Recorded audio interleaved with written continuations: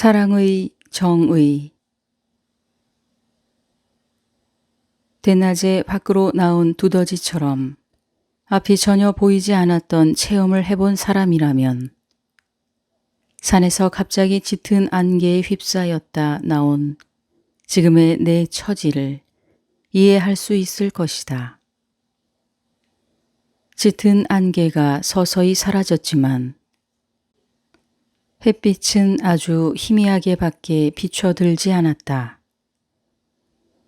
나는 베르길리우스를 의지하여 그의 걸음에 보조를 맞추어 환하게 비춰드는 빛을 향해 한참을 걷고서야 겨우 정신을 차릴 수 있었다. 밝은 세상으로 나온 뒤 나는 깊게 숨을 들이마시며 심호흡을 했다. 그리고 서서히 눈을 뜨자 머릿속까지 한결 맑아지는 것을 느꼈다. 산 꼭대기를 비추는 환한 햇살이 연옥의 산 중턱 기슭에서부터 그 아래로 점점 흐려져 가고 있었다. 나는 가려진 그 산의 모습을 보고 싶은 생각에 조바심이 났다. 인간에게 있어 상상력이란 얼마나 위대한 것인가. 상상력은 이따금씩 우리에게서 모든 지각을 빼앗아 수천 개의 나팔 소리조차 듣지 못하게 만들곤 한다. 그러나 오관의 작용이 아니라면 무엇이 상상력을 불러일으키겠는가? 이렇듯 나는 하늘에서 창조된 빛과 그 빛을 보내신 하느님의 은총이 연옥의 산기슭에서 움직이는 것을 보면서 그것에 푹 빠져 있었다. 내 환상 속에서는 아내의 동생을 욕보이고 그것이 소문날까봐 그녀의 혀를 뽑아버리는 트라키아 왕의 모습. 그 사실을 알게 된 아내 프로크네가 남편에게 복수하기 위해 아들을 죽이는 모습. 죽은 아들로 만든 요리를 맛있게 먹는 트라키아 왕의 모습이 차례로 스쳐갔다. 나는 입안 가득 불쾌감을 느끼며 치밀어 오르는 구역질을 억지로 삼켰다. 나약한 나의 마음은 온통 그쪽에만 쏠려 외부에서 무슨 일이 일어나고 있는지조차 전혀 느끼지 못하고 있었다. 이어 나의 환상에는 십자가형을 받는 하만의 모습이 나타났다. 하만은 함므다다의 아들로 아하수에로 왕의 총애를 받았으나 유다인 에스더과 모르드게를 시기하여 유다인 전체를 말살하려고 했다. 그러나 하만의 모함이 들통나게 되어 결국 모르드게를 죽이려고 자기가 세웠던 십자가에 자신이 못 박히게 된 것이다. 하만은 죽음을 눈앞에 두고서도 교만이 가득한 성난 얼굴을 하고 있었다. 그러나 물 위로 떠오른 거품이 순식간에 사라지듯 하만의 모습도 곧 사라지고 말았다. 그러자 이번에는 서럽게 통곡하는 젊은 여인의 모습이 눈앞에 나타났다. 아, 어머니. 왜 노여움을 이기지 못하고 돌아가셨습니까? 저를 잃지 않으려고 스스로 목숨을 끊으셨지만 결국은 저를 잃으셨군요. 어머니, 저는 약혼자 투르누스의 죽음보다 당신의 죽음이 훨씬 더 슬프답니다. 그 여인은 라티움의 왕 라티누스와 아타마의 딸인 라비니아였다. 그녀는 처음에 투르누스와 약혼하였으나 후에 다시 아이네이아스와 약혼하는 바람에 결국 두 영웅의 사이가 나빠졌다.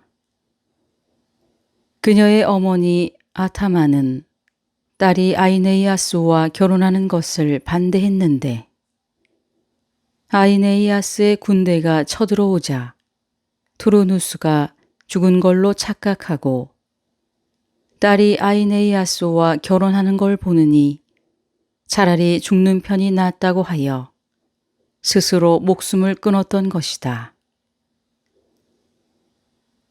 갑자기 눈에 빛이 비치면 잠들어 있던 사람도 깨어나기 마련이다.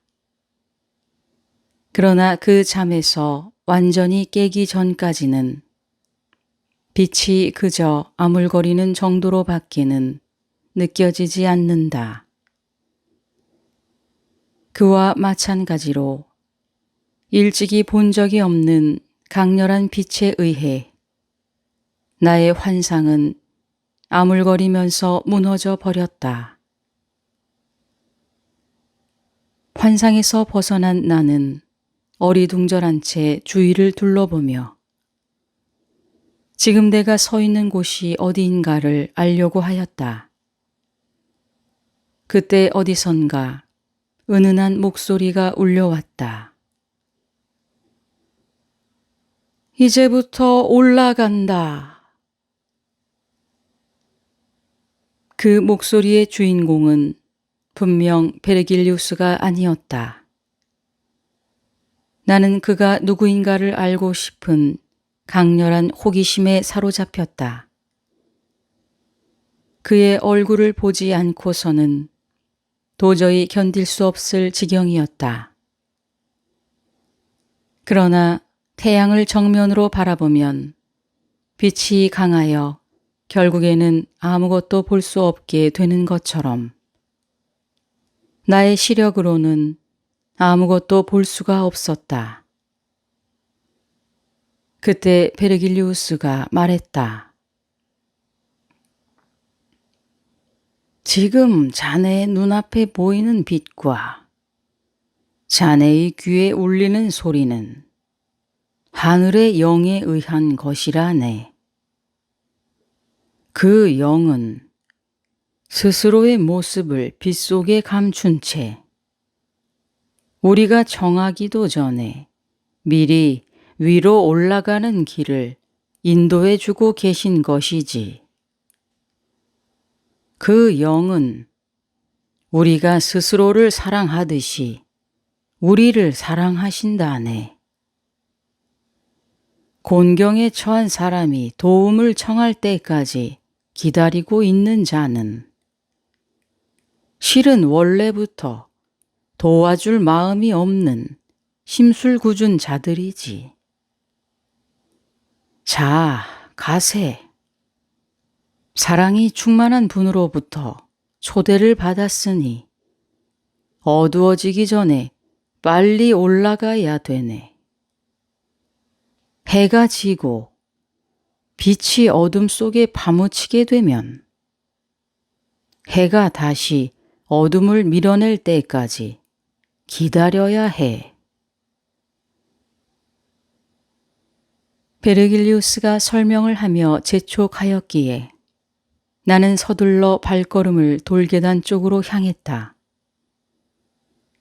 내가 계단에 첫 발을 내디뎠을 때 바로 옆에서 새의 날갯짓 소리가 들려왔다. 그러더니 마치 연한 바람이 일듯 깃털이 이마를 스치고 지나갔다. 나는 재빨리 베르길리우스를 돌아보며 물었다.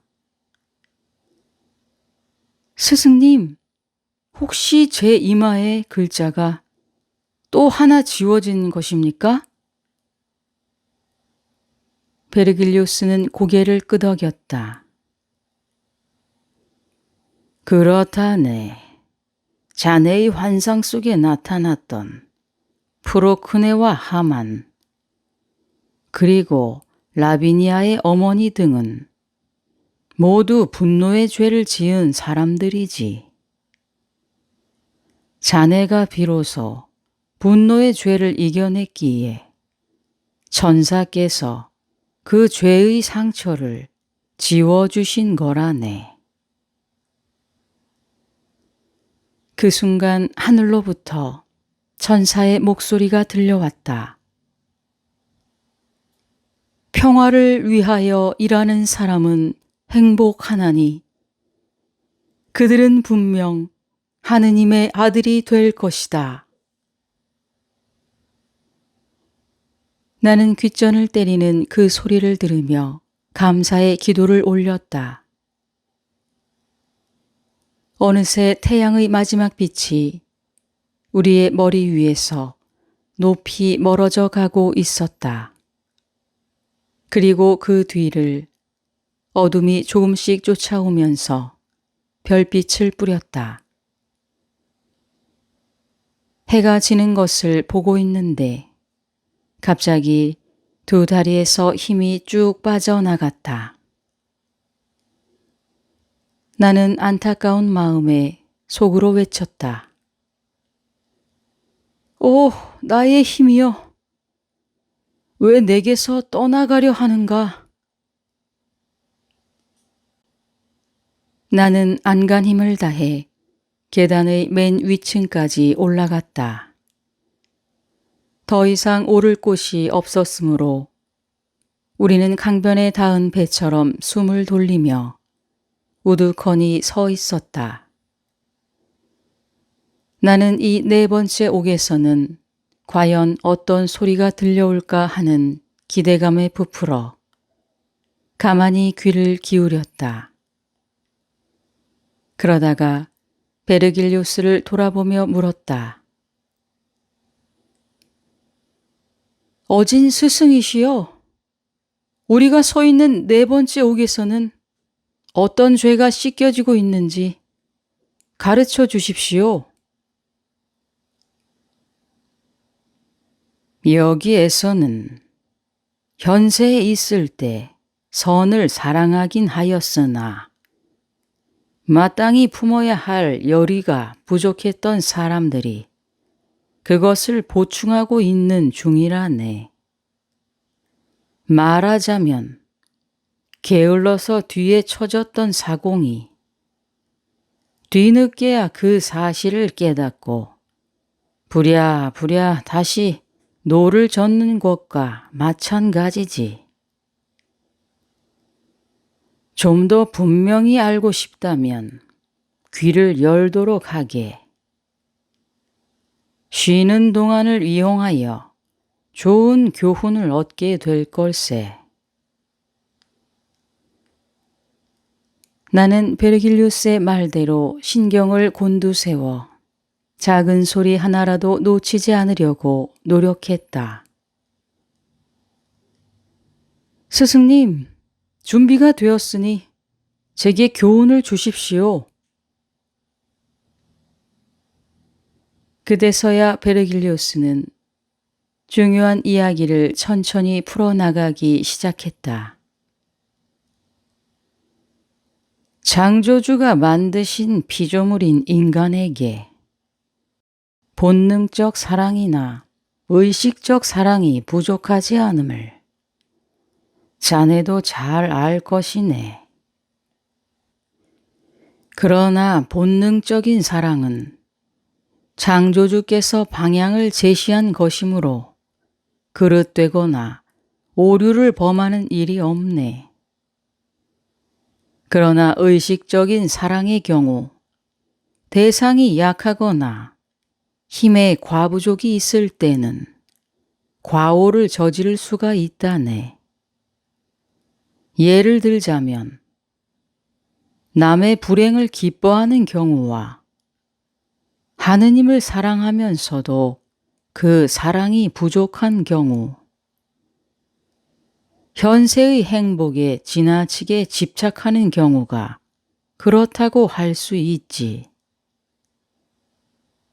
인간의 사랑이 하느님께서 주신 영원한 선을 향한다거나 물질 속에서 자신의 분수를 지킨다면 결코 그것이 죄의 원천이 될 리가 없다네. 하지만 그것이 옳은 길에서 벗어나 악으로 치닫는다든지 혹은 선을 향하는 정도가 지나치거나 부족하게 되면 탐욕이란 것으로 둔갑을 하게 되지. 이처럼 탐욕스럽거나 나태하여 사랑이 부족할 경우에는 피조물이 창조주의 뜻을 거스르고 악을 행하게 되는 것이라네. 스승님의 말씀은 사랑이야말로 모든 덕의 씨앗이며 동시에 벌을 받아 마땅한 죄의 씨앗이기도 하다는 뜻입니까? 내가 되묻자 베르길리우스는 고개를 끄덕였다. 그렇다네. 하지만 사랑은 자신의 행복에서 눈을 돌릴 수가 없으므로 결국 자기 자신을 미워할 수가 없게 되지. 또한 어떤 피조물도 창조주이신 하느님의 품을 떠나서는 존재할 수가 없다네. 때문에 인간들은 하느님을 미워할 수가 없는 거란네. 그렇다면 인간에게 남은 사랑은 이웃의 불행에 대한 사랑뿐이로군요. 그런 셈이지. 그 사랑은 인간의 본성 속에 세 가지 형태로 나타난다네. 그 세 가지가 뭔지 자세히 알려주십시오. 우리는 이미 그 세 가지를 알고 있다네. 여태껏 거쳐온 연옥의 새 옥에서 똑똑히 보았지 않는가?